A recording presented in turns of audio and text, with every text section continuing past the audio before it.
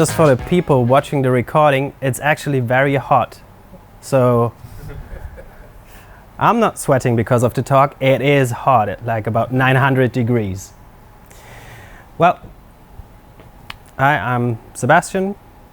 Most probably people from the internet know me as ASCII Disco. I'm working like around the corner at Deutsche Telekom, which is like nearly can see the office from here.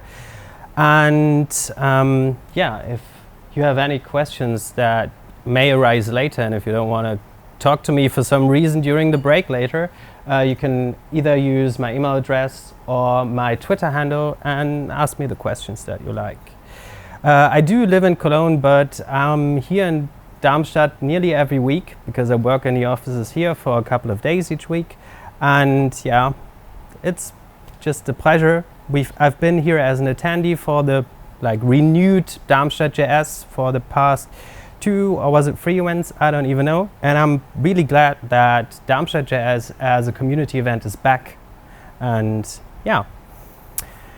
So let's start with the talk, enough introduction. You might recognize what this is. This is the Berlin Wall, right? The most iconic symbol for the separation of Germany.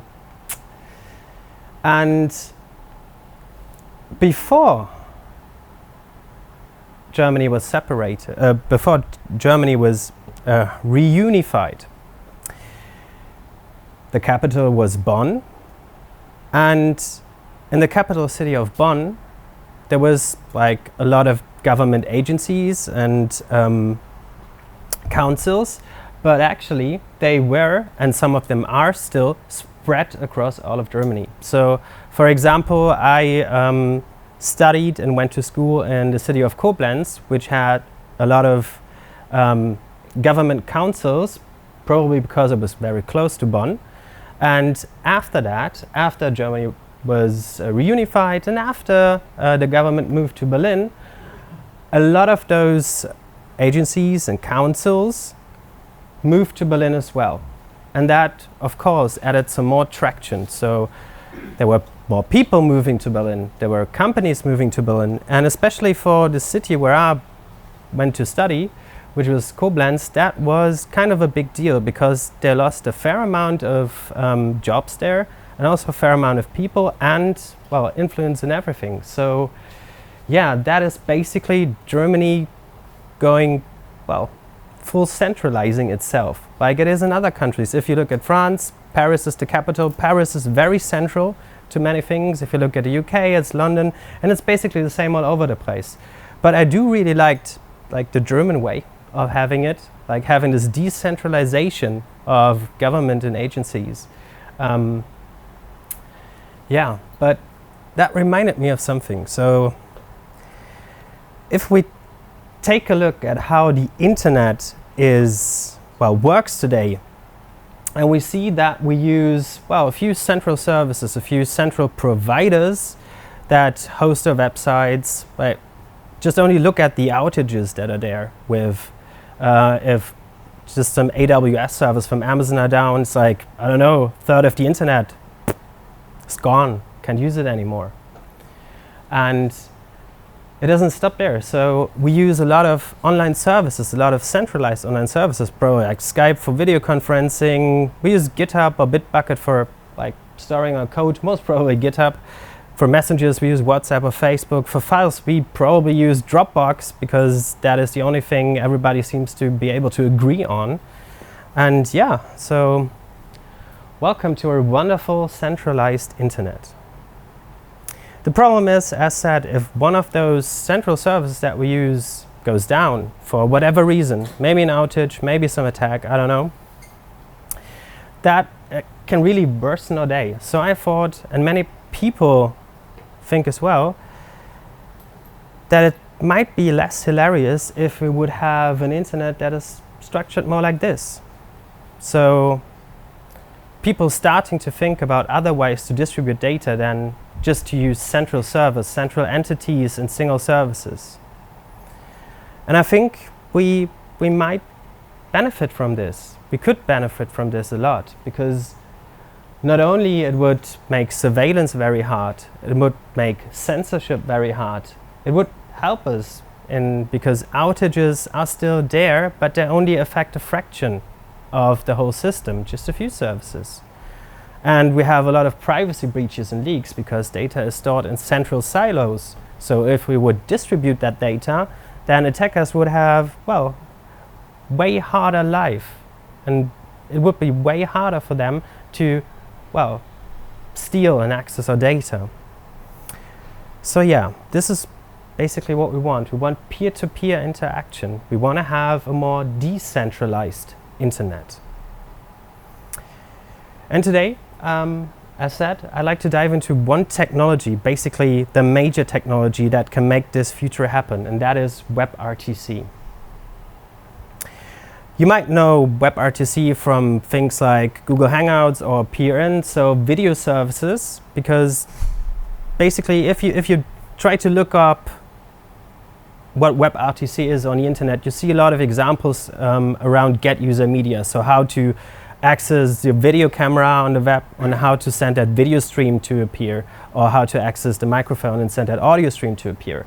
But this is not really what I want to talk about today, because there are lots of blog posts and lots of tutorials and lots of stuff online that, well, you can read up later on, and that tells you how video conferencing on a peer-to-peer level with WebRTC in a browser works. So I think WebRTC is way much more. It's still a great undiscovered territory, but it's capable of so much more. It is capable of playing a major role and being like a liberator of the internet as we know it today. So when we start thinking about how WebRTC works in general, we can start with a technology many of us should be familiar with, which is WebSockets. So with WebSockets, a communication between two clients does look like this. So we have one client and it has a bidirectional communication channel with a server, and we have another client that has basically the same thing, and they communicate by passing messages that are all routed through the server. That's how they communicate with each other. So with WebRTC, this whole picture looks a bit different. So if we have two browsers, and we don't speak of clients here, we speak of peers.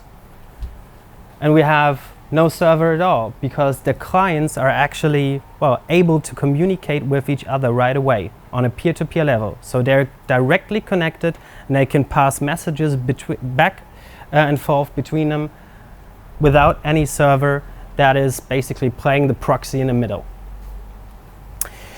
If we express this in code, in JavaScript code, in our front end, it looks like this.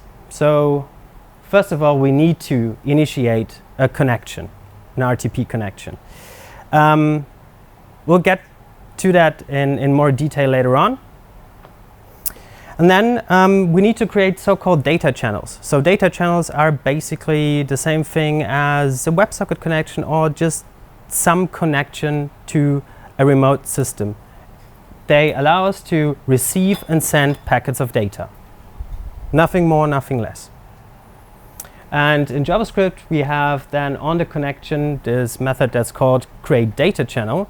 And with that method, we can create a named data channel. Think about it like a chat room you join. So you have a big chat application on the web, and you join just a particular room, or like Slack, where you have different channels. You join just one channel, and that is basically the name of it. Then, as is JavaScript, we have a lot of different event handlers attached to the data channel that notify us when we receive a message, or when the connection drops, or when a new connection is open, etc., etc. And one of those event handlers is the onMessage handler, which is called every time when we receive a message on the client. And the data channel, of course, also, as it's bidirectional, has a send method where we just pass in some data and it gets sent to the other peers. Now, the protocol used to transfer the data is called SCTP. SCTP stands for Stream Control Transmission Protocol. And by the way, we will encounter way more abbreviations when talking about WebRTC, because for some reasons, people in the WebRTC space really like their abbreviations. So SCTP is basically the same thing, on the same layer as TCP and UDP. So TCP, the protocol that is the underlying protocol of HTTP, that is used for basically everything on the internet. UDP is a protocol which is used for audio or video streaming. And this is interesting here because TCP is a reliable protocol, which means if you send a message using TCP, it is guaranteed, as in how much networks can guarantee that the data will arrive on the other side. It is guaranteed that the data will arrive at the on the other side. So this is basically, so TCP does this. If there's some packet loss on the way, then the emitter gets to know it and then retransmits the packages, which makes it, well, not very performant, because TCP is more focused on like getting everything across in an ordered manner. So the first thing you send will be the first thing that arrives. The second thing you send will be the second thing that arrives. UDP is unreliable, which makes it way faster because it doesn't care if it's losing some data on the way, which makes it a good target for video applications, for example, because if there's a little drop in video quality, if there's some bits missing here and there, doesn't matter much. So it's faster and it just pumps data through. It's unordered, so packages get just blasted out and received on the other side. And SCTP, what we use in the WebRTC space, can act like both of those protocols. So it is configurable if you want to have a SCTP reliable or unreliable. So it can work like TCP and it can also work like UDP, as we, as the one who establishes the connection, can tell it how to behave.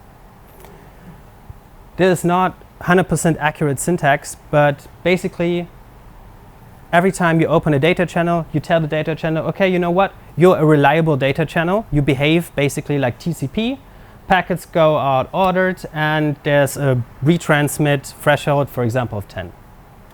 And same thing is, if you want to have a UDP-like connection, you can tell the data channel, okay, you know, you're unreliable, no order, no retransmits, just pump the data out and don't care what happens to it. So, but the thing is, before we're actually going to really think about passing messages between peers, passing messages between computers or devices or whatever, we need to figure out how to find the people and how to find the devices we want to exchange data with. And this is where signaling and discovery, which is a huge topic in WebRTC land, comes into play. So in order to know how we find other peers, first we need to know, well, where we are and who we are ourselves. So this is where the so-called stun server comes into play. It can tell us who we are and where we are. Might sound a bit abstract, but it's nothing more than telling us, for example, our public IP address. So if you go into DuckDuckGo and just type in my IP address, you get, oh, your current public IP address is this one.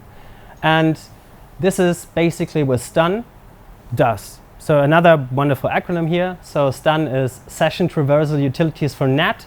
And NAT is another acronym packed into that one, and that stands for Network Address Translation. And yeah, basically a stun server is nothing more than a public entity that tells us our public IP. So basically it just says you're reachable from the outside using that IP.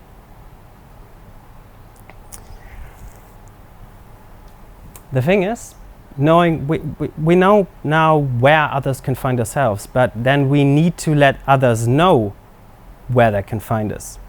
And this is where the ICE framework comes in, and often a server called turn comes into play. Disclaimer, you don't need a turn server to use WebRTC, but it's often, the architecture is often built around a turn server, which also acts as a signaling server. Because the turn server, that stands for traversal using relays around NAT, gosh, this is just effectively a proxy. So the turn server itself is only there as a fallback solution for the cases where WebRTC doesn't work.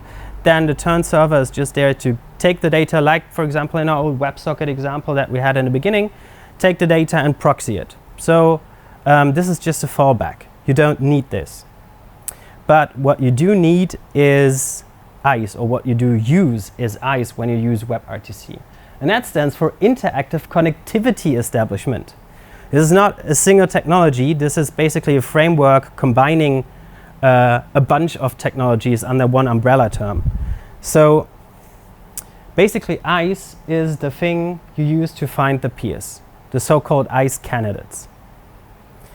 And this is needed because usually our home networks, where we have our computers and our phones and everything, they're behind a router.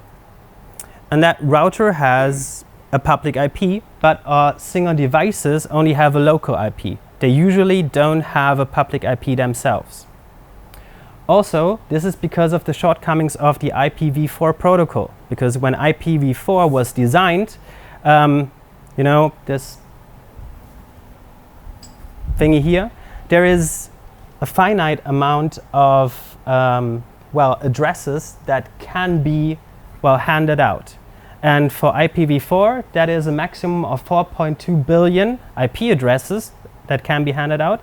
And the thing is, we've exceeded that by far right now. So, we have more than 4.2 billion computers, and we have more than 4.2 billion connected devices all around the world. So they just can't have a public IP themselves. And what ICE is it utilizes the stun server, it utilizes the turn server, it utilizes basically everything it can get its hands on to figure out how this device here, how this computer, for example, can be reached from the outside.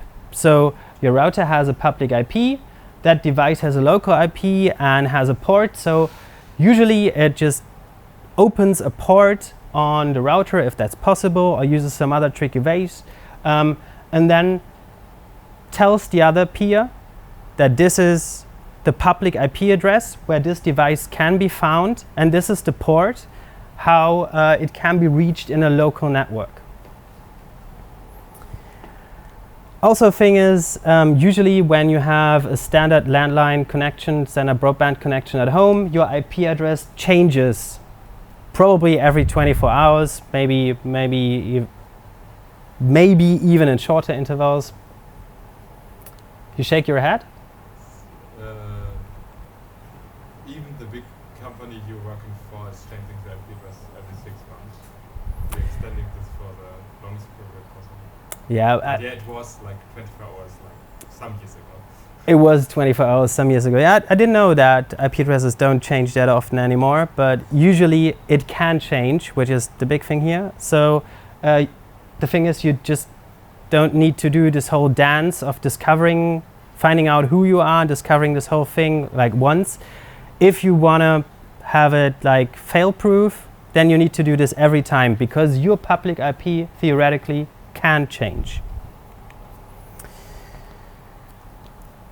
The cool thing, as said, about WebRTC is you don't need a turn server. Turn server is just a fallback thingy that you use.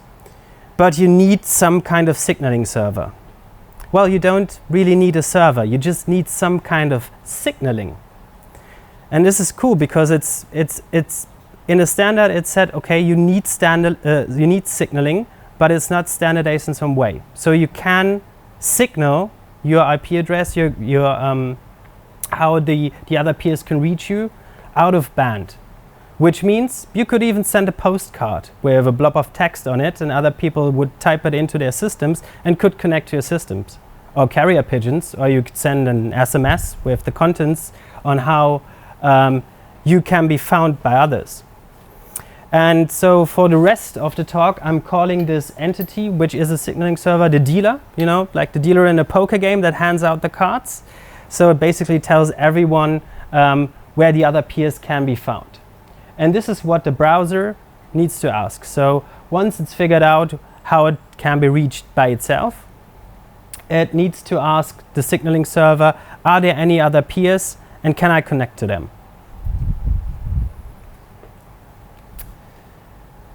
The signaling server then, so this is also one, let's say a web browser. So you want to initiate a communication with another web browser, another peer. You first of all need to say hi to the signaling server and create an offer. Here we go, next acronym.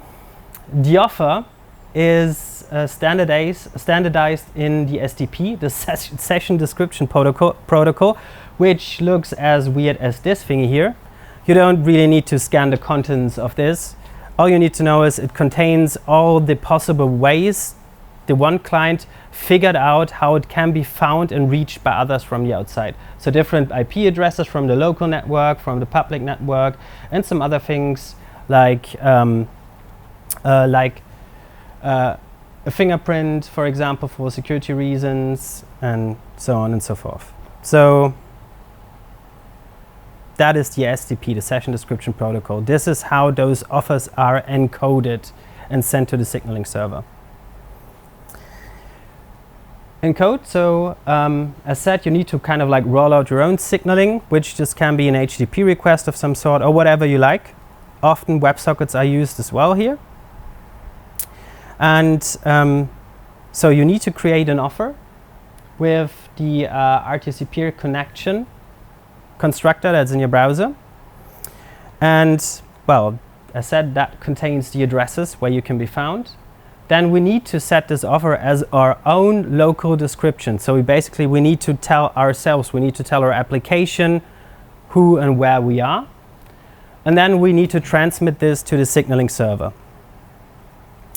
So and after that, the signaling server then maybe stores this offer that we have, and when a different client, a different peer, the recipient here, connects to the signaling server, it can then dispatch our local offer as the remote description to that other peer, the recipient, that they themselves then create an answer, which is also kind of like an offer themselves, and send it to the signaling server, which looks like this, because usually you have some kind of evented mechanism that reacts on offers, and when an offer from a remote peer from the signaling server comes in, you set that as your remote description, and then you create an answer, so an offer yourself, and set that as your local description, and dispatch that to the signaling server as well.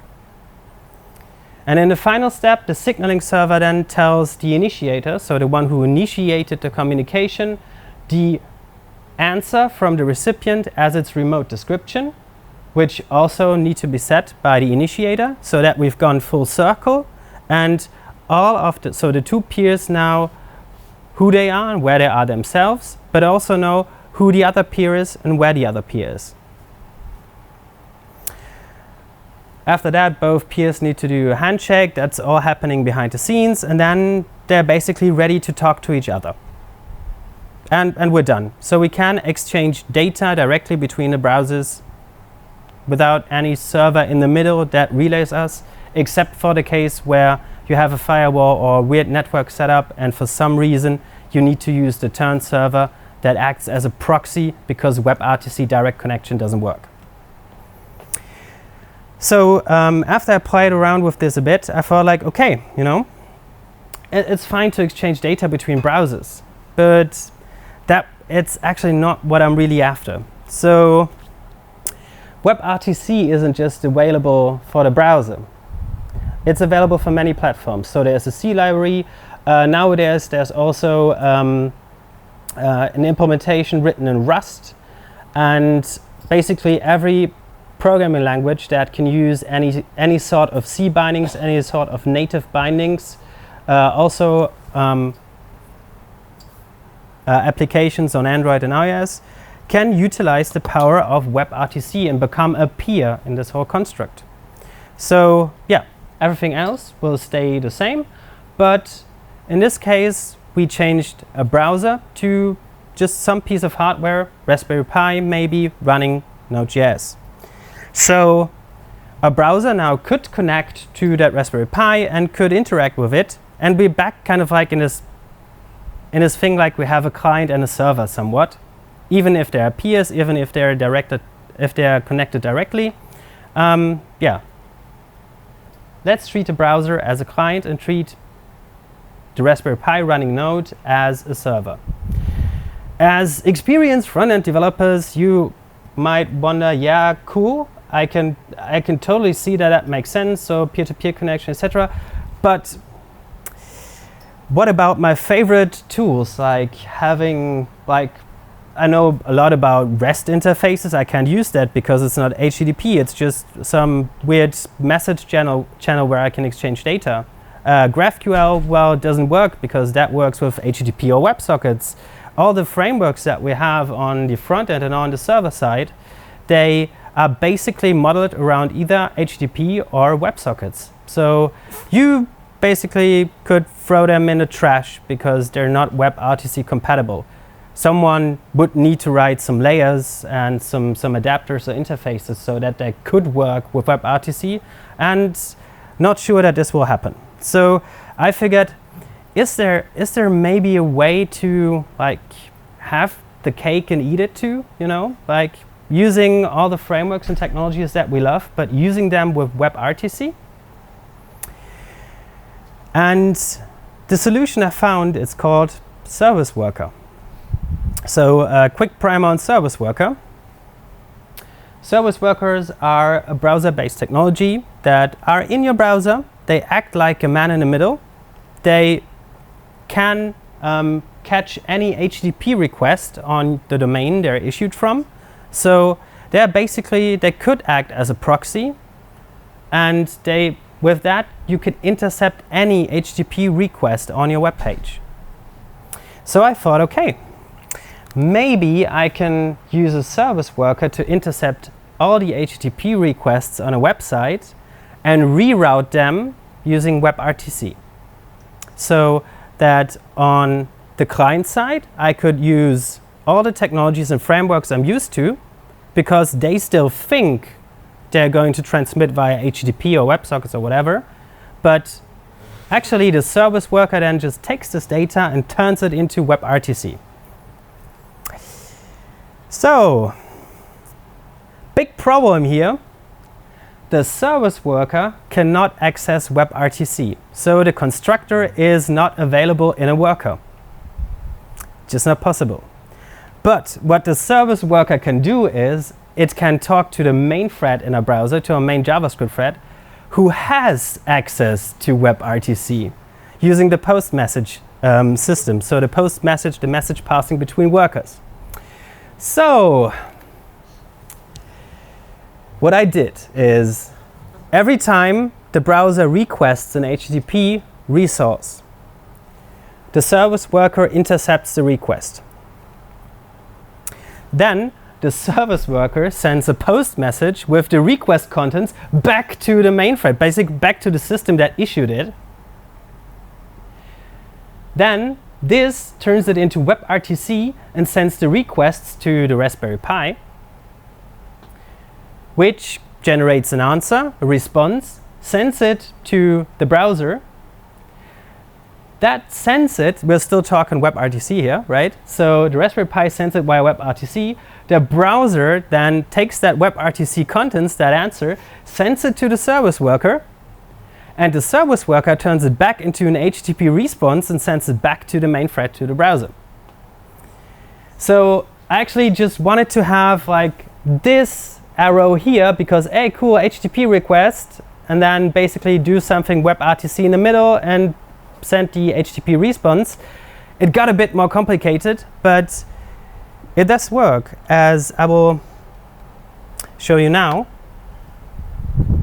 And I have to restart the screen capture. Just give me a sec. And then I need to quickly mirror my displays.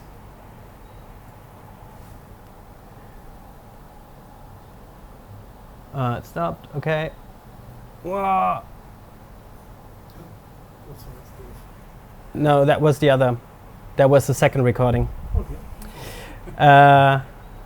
So, okay, here we go. All right. Let's go to the terminal. So I have a signaling server running here. I'll just start that. So that signaling server is just a plain HTTP server. It's not really of interest. And here in this window will run our imaginary Raspberry Pi. It will run on my system, but it theoretically could run anywhere. And we'll have also a part that runs in the browser where I'll spin up a static server to serve the index.html file. So that was the wrong window, and that was very disillusioning. And that was still the wrong window. And you might, if you ever done a bit of programming with Node, you might recognize this. This is a simple Express-powered web server that just takes a public directory and serves it. So if I would start this, it would connect to port and point my browser to localhost port 8000. I could access anything in that public directory, just like a very simple web server. But what I'm having here on my server app, and I'm going to start, is also an Express-based web server, but it's not using HTTP, it's using WebRTC. And it looks like this. So not that much more code.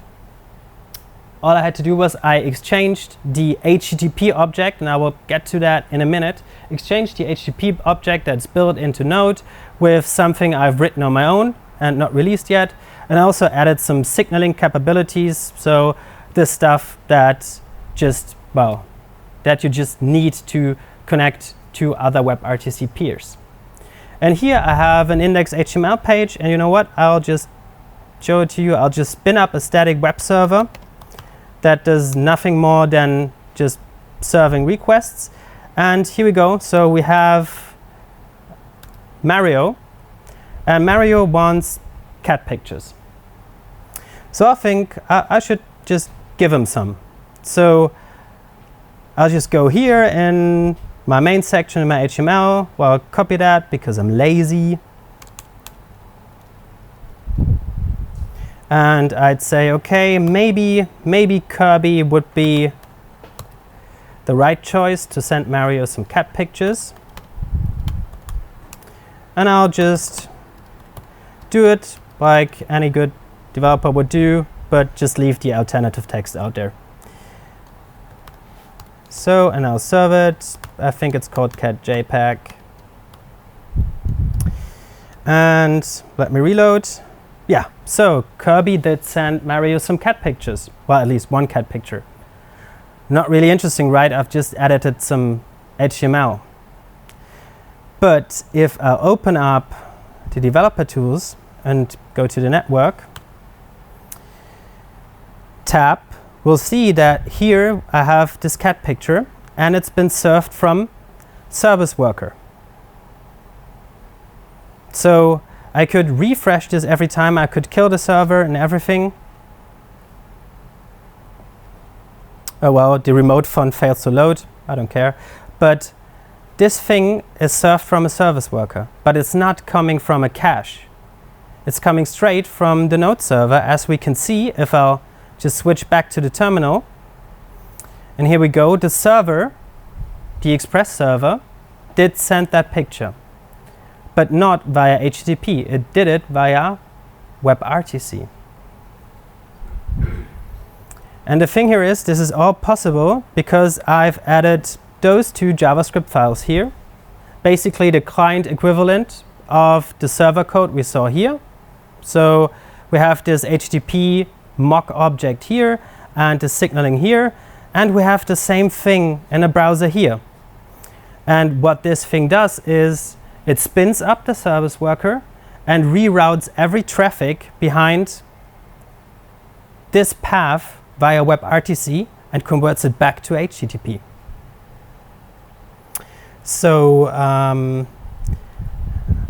I should save that one because I'm going back into the demo, and saving that was yeah, which luckily didn't take that long. So I have this explained in the presentation a bit, so that makes more sense to walk over the code. So go there, go there, restart the next video recording over there, and go back here. Okay. So in the service worker, you have this event handler you can assign a method to, the fetch event handler. And in that, you have on that event that you receive, on each HTTP request, you have a method that's called respond with. And that respond with method is basically the one that intercepts the request. So you could return anything you like, maybe an empty response with a status code of 404. But what I did was like call some different method that then, as I explained, talked to the main thread, requested that resource via WebRTC, and then turned it back into a proper response the service worker understands and themselves can convert into HTTP. So that way, everything stays the same. You can transmit headers on the server side that is on WebRTC, that is WebRTC based. You can do everything you can do with HTTP, but the connection itself and the communication is done via WebRTC. All you have to do is, if you have an answer, respond with that answer. And good thing is, once I release the libraries that I haven't released yet, you don't need to you don't really need to care about it, because all you need to do is you have to have some kind of signaling, and you have this client.js which spins up the service worker and spins up the communication in the background and intercepts the requests. So yeah, as said, you have a configurable property like the path. So everything you request that starts with the path RTC will be rerouted through WebRTC. You have a thing like, for example, you need to have a stun server, not when you're in your local network, then it works without a stun server. But if you want to connect to other peers on the internet, like you probably will do in this example, you need a stun server and of course the signaling server. And then a namespace, because the signaling server could theoretically serve many different peers or many different Raspberry Pis in our scenario, which all would have different contents. And on the server side, as I said, you just replace, like you take the normal Express code, you take whatever HTTP framework, or none if you like, on the Node.js side, because, well, instead of HTTP, you take this mock object, which communicates via RTC, and then everything else stays the same. It has the same facade, and it just works. Every web server that is written in Node, Harpy, Express, Fastify, you name it, it works because it's just using this HTTP, this fake HTTP object, instead of the regular one. Of course, you need to have the same setup and signaling, and then when you actually create the server as you would do normally, instead of a port, you just pass that configured signaling instance and you're good to go. Interesting thing though. Eventually then, like in a theoretical scenario, if you would have enough always on devices, let's say enough always on Raspberry Pis here in different homes or different buildings, different somewheres, they could act as signaling servers as well. So once a peer has connected one time, so we would always need to have a fallback, some kind, for the cases where this fails. But usually, if a peer once connected to this whole system, it works a bit like BitTorrent, I'd say, because all these Raspberry Pis could seed information about the other peers, And all you need to do, for example, your browser or your client application would need to find one of them on the second connection it does, or on every subsequent connection, and then could ask them about all the other peers. So we kind of got rid of the signaling server for every subsequent things.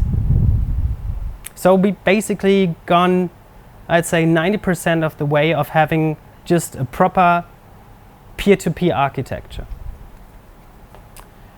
To recap, WebRTC is not only about video conferencing.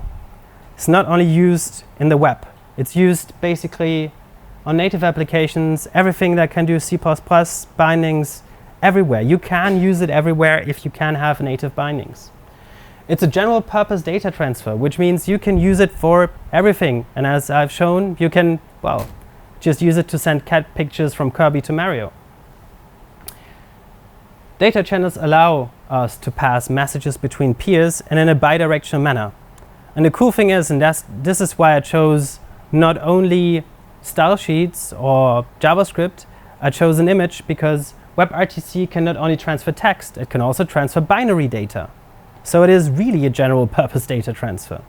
It is nearly real time, so the latency is very low because you speak to your peer directly and you don't have a server in between, like as you would have with a WebSocket connection.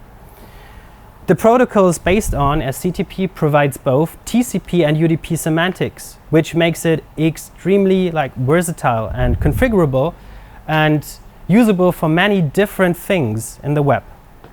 And overall, it's just like a wonderful, I'd say, newish tool because it's basically around and implemented in every major browser. So works on your phones in your browser.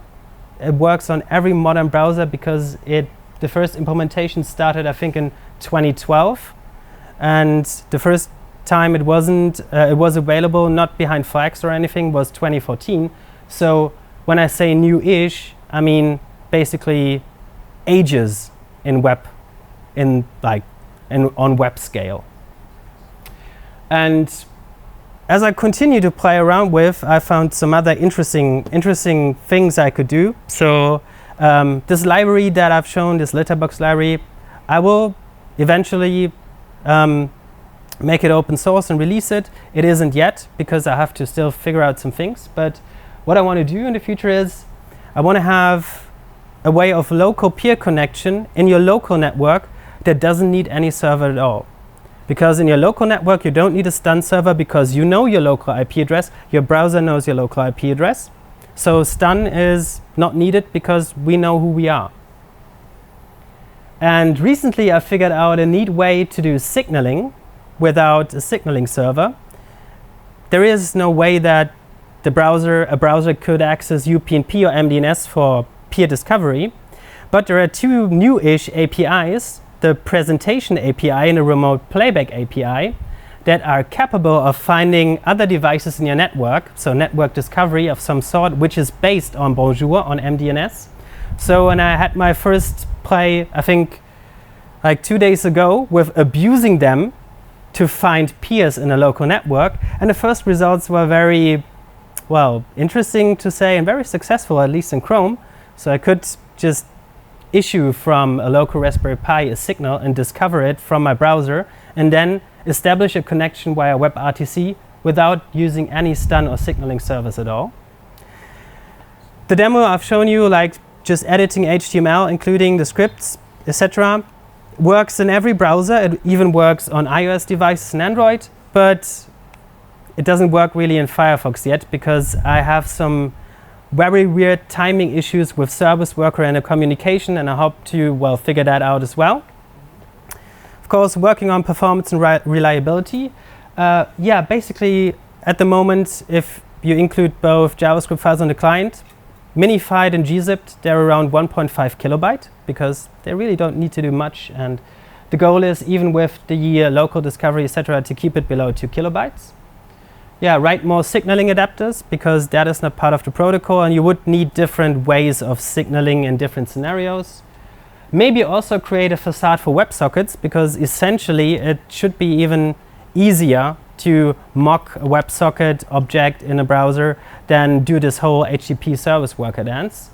And yeah, somewhat in the future then also release the packages, because give other people some fun toys to play with. Even if I don't know for what they can be really used, well, I have some ideas, but not ones I will speak about in public, that this technology could be used. But I would really like to see what other people come up with once they have the ability to just do exactly that. Use the tools they know, just use a different protocol on a peer-to-peer base and behind it. And yeah, with that, thank you very much for coming and listening and everything.